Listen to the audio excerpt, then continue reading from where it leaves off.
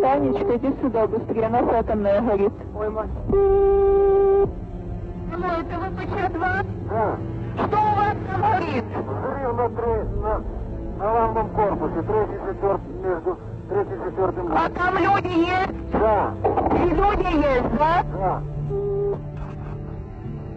Леонид Алексеевич. Алло, третий и четвертый блок горит крыша в результате аварии взрыва.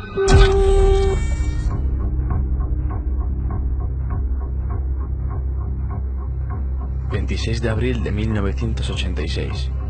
Tiene lugar en Ucrania el que se considera, junto a Fukushima en Japón en 2011, como el más grave accidente nuclear en la escala internacional de accidentes nucleares, siendo así uno de los mayores desastres medioambientales de la historia. Queremos advertirles de que trataremos de explicar conceptos esenciales. ¿Qué sucedió? ¿Por qué? ¿Qué consecuencias han dado lugar 30 años después? Pero no profundizaremos mucho. Chernóbil en 15 minutos tiene un claro propósito. La finalidad de este breve documental es la de llegar al espectador de tal manera que, tras finalizar su visualización, éste sienta la curiosidad suficiente como para informarse más acerca de este trágico suceso. Sin más preámbulos, comienza Chernóbil en 15 minutos.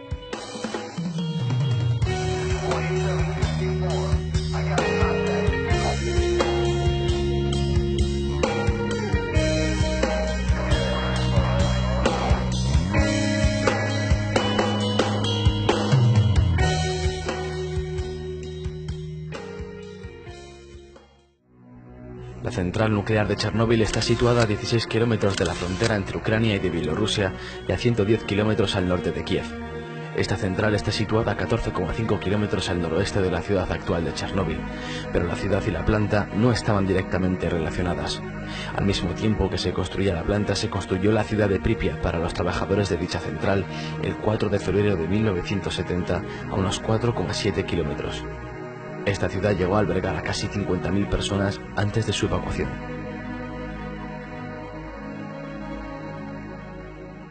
A la 1:23 de la mañana del sábado 26 de abril de 1986 estalló el cuarto reactor de la central nuclear de Chernóbil. El motivo que desencadenó el accidente fue la realización de una prueba programada para el 25 de abril bajo la dirección de las oficinas centrales de Moscú. Esta prueba tenía la intención de aumentar la seguridad del reactor. Se trataba de averiguar durante cuánto tiempo la turbina de vapor continuaría generando energía eléctrica una vez cortada la afluencia de vapor. En caso de avería, las bombas refrigerantes de emergencia requerían de un mínimo de potencia para ponerse en marcha, hasta que se arrancaran los generadores diésel, y los técnicos de la planta desconocían si una vez cortada la afluencia de vapor, la inercia de la turbina podía mantener las bombas funcionando. La prueba debía realizarse sin detener la reacción en cadena en el reactor nuclear para evitar un fenómeno conocido como envenenamiento por xenón. A la 1 de la madrugada del día 25 de abril, los ingenieros iniciaron la entrada de las barras del control en el núcleo del reactor con el objetivo de reducir su potencia. Hacia las 23 horas, se habían ajustado los monitores a los niveles más bajos de potencia, pero el operador se olvidó de reprogramar el ordenador para que se mantuviera la potencia entre 700 megavatios y 1000 megavatios térmicos. Por este motivo, la potencia descendió al nivel peligroso de 30 megavatios. Con un nivel tan bajo, los sistemas automáticos pueden detener el reactor debido a su peligrosidad, y por esta razón los operadores desconectaron el sistema de regulación de la potencia, el sistema de emergencia refrigerante del núcleo y otros sistemas de protección cuando el sistema estaba a punto de apagar el reactor nuclear. Con 30 megavatios comienza el envenenamiento por xenón. Al darse cuenta, se extrajeron las barras de control con el fin de evitarlo, aumentando la potencia del reactor nuclear. Los operadores retiraron manualmente demasiadas barras de control. El núcleo del reactor disponía de 170 barras. Las reglas de seguridad exigían que hubiera siempre un mínimo de 30 barras bajadas, y en esta ocasión dejaron solamente 8.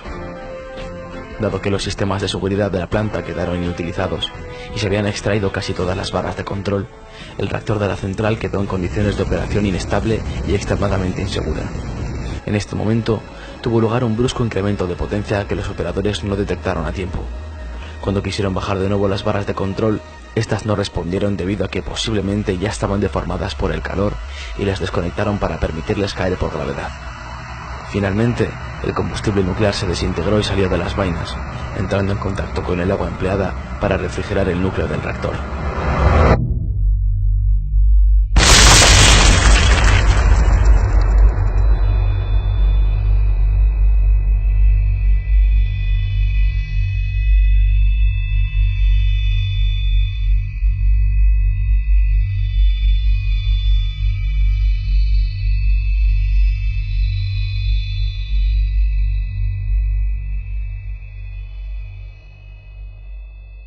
A la 1:23 de la mañana del sábado 26 de abril estalló el cuarto reactor de la central, y unos segundos más tarde una segunda explosión hizo volar por los aires la losa del reactor y las paredes de hormigón de la sala, lanzando fragmentos de grafito y combustible nuclear fuera de la central, ascendiendo el polvo radiactivo por la atmósfera.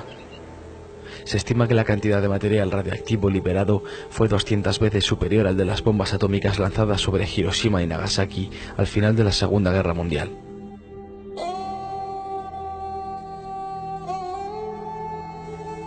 El primer acercamiento en helicóptero evidenció la magnitud de lo ocurrido.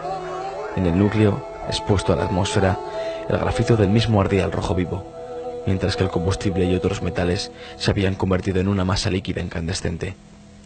La temperatura alcanzaba los 2500 grados e impulsaba el humo radiactivo en un efecto chimenea a una altura considerable de hasta 1000 metros.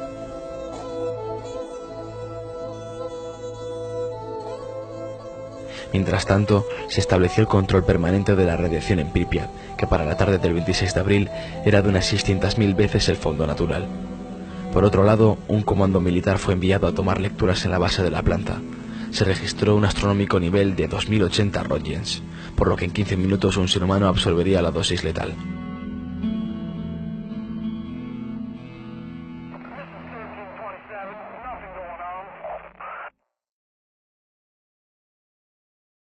Al mismo tiempo, los responsables de la región comenzaron a preparar la evacuación de la ciudad de Pripyat y de un radio de 10 kilómetros alrededor de la planta. Esta primera evacuación comenzó de forma masiva 36 horas después del accidente y tardó 3 horas en ser concluida. Atención, camaradas. Se ha producido una situación de radiación no controlada en la central nuclear de Chernóbil. Como medida temporal de precaución, se ha decidido evacuar a la población de la ciudad de Pripyat a partir de las 2 de la tarde de hoy, 27 de abril. La evacuación de Chernóbil y de un radio de 30 kilómetros no se llevó a cabo sino hasta el 2 de mayo. Para entonces ya había más de 1000 afectados por lesiones agudas producidas por la radiación.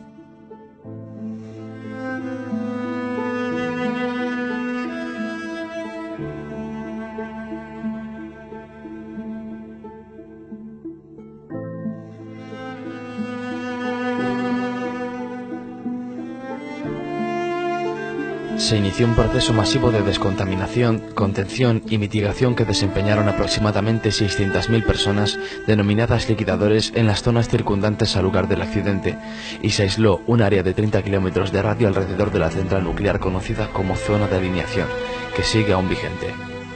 Los trabajadores de contención sobre el reactor afectado evitaron una segunda explosión de consecuencias dramáticas que podrían haber dejado inhabitable toda Europa. Se inició el levantamiento de una estructura denominada sarcófago, que envolvería el reactor y lo aislaría del exterior. Las obras duraron un total de 206 días. Este sarcófago se construyó para soportar 30 años de contención. En 2013 se inició la construcción de un nuevo sarcófago, una imponente obra de ingeniería que se ha convertido en la estructura móvil más grande jamás levantada. Una jaula para contener a la bestia que se esconde bajo el primer sarcófago. Es una incógnita para los científicos lo que hay en el interior del núcleo del reactor. Este nuevo sarcófago básicamente ayudará a ganar tiempo. Está diseñado para resistir 100 años. Los equipos de liquidadores estaban compuestos sobre todo por bomberos, obreros, científicos y especialistas de la industria nuclear, tropas terrestres y aéreas preparadas para la guerra atómica e ingenieros de minas, geólogos y mineros del uranio. Si un ser humano recibe radiaciones de 400 Roentgen hora, se considera dosis letal y con toda probabilidad la muerte puede llegar en cualquier momento. Para hacerse una idea de los niveles de radiación a los que se vieron expuestas aquellas personas, basta con tomar como referencia que los helicópteros que sobrevolaron el reactor destruido, a pesar de estar a varias decenas de metros de altura, llegaron a registrar niveles de 1800 Roentgen. Por tanto, no es difícil imaginar que, pese a trabajar por turnos en breves espacios de tiempo, los liquidadores que salían al exterior sin apenas protección, junto a los restos del reactor, se vieron expuestos a dosis muy superiores, de promedio 7.000 a 10.000 Roentgens en pocos minutos. En algunos casos extremos, incluso se llegaron a alcanzar los 30.000 y 40.000 regens, equivalente a 50 millones de veces la cantidad que una persona puede soportar en circunstancias normales. Esto supuso la muerte en pocos minutos de quienes sufrieron estos niveles de exposición. Muchos de los liquidadores tuvieron efectos secundarios y varios miles murieron. Nunca se han sabido las cifras exactas, pero de acuerdo con Georgi Levnin, un médico bielorruso que trabajaba en el reactor número 4, aproximadamente 100.000 liquidadores murieron. En abril de 1994, un texto de conmemoración de la Embajada de Ucrania en Bélgica cifraba 25.000 muertos entre los liquidadores desde 1986.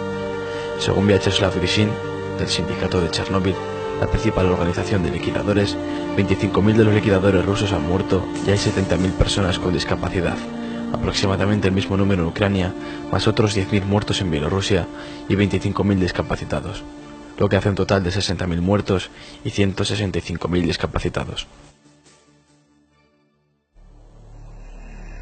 La contaminación de Chernóbil no se extendió uniformemente por las regiones adyacentes, sino que se repartió regularmente en forma de bolsas radiactivas, con la forma de pétalos de una flor. Informes de científicos soviéticos y occidentales indican que Bielorrusia recibía alrededor del 60% de la contaminación que cayó en la antigua Unión Soviética. El informe Torch 2006 afirma que la mitad de las partículas volátiles se depositaron fuera de Ucrania, Bielorrusia y Rusia. Una gran área de la Federación Rusa al sur de Briansk también resultó contaminada, al igual que zonas del noroeste de Ucrania. En Europa occidental se tomaron diversas medidas al respecto, incluyendo restricciones a las importaciones de ciertos alimentos. 200 personas fueron hospitalizadas inmediatamente, de las cuales 31 murieron, 28 de ellas debido a la exposición directa a la radiación. La mayoría, bomberos y personal de rescate que participaban en los trabajos para controlar el accidente.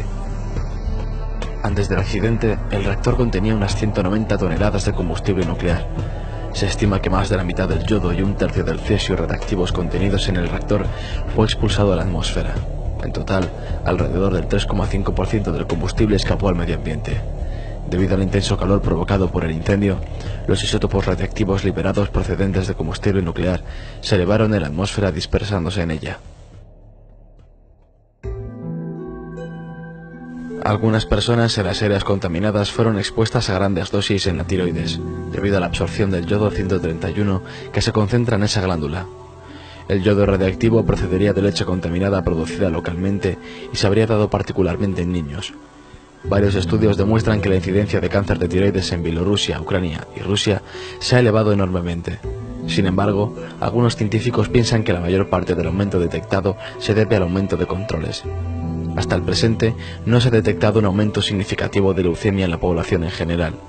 Algunos científicos temen que la radiactividad afectará a las poblaciones locales durante varias generaciones, la cual se cree que no se extinguirá hasta pasados 300.000 años. En un radio de unos 20 o 30 kilómetros alrededor del reactor se produjo un aumento de la mortalidad de plantas y animales, así como pérdidas en su capacidad reproductiva. En los años posteriores al desastre, en la zona de exclusión abandonada por el ser humano ha florecido la vida salvaje. Bielorrusia ya ha declarado una reserva natural y en Ucrania existe una propuesta similar. Varias especies de animales salvajes y aves que no se habían visto en la zona antes del desastre se encuentran ahora en abundancia, debido a la ausencia de seres humanos en el área. 30 años después, tras analizar datos históricos, los investigadores concluyen que no se ha producido ningún declive en los años posteriores a la tragedia, únicamente en los primeros 6 meses tras el incendio del reactor, en los que los altísimos niveles de radiación afectaron a la salud y a la reproducción, pero no a largo plazo.